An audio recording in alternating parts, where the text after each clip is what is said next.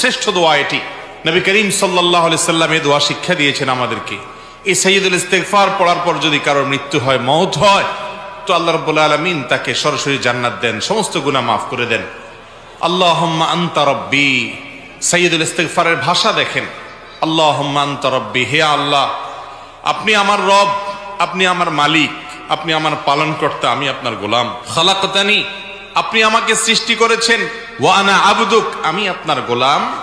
ওয়া আনা আলা আহদিকা ওয়া ওয়া'দিকা মাস্তাতা'ত, আপনি যে আমাকে আপনার রব হিসাবে আমার কাছ থেকে যে স্বীকৃতি নিয়েছেন, আমার কাছ থেকে যে ওয়াদা নিয়েছেন যে আমি আপনার কথা মেনে চলবো, আমি চেষ্টা করেছি, যতটুকু সম্ভব হয়েছে সে অনুযায়ী চলেছি।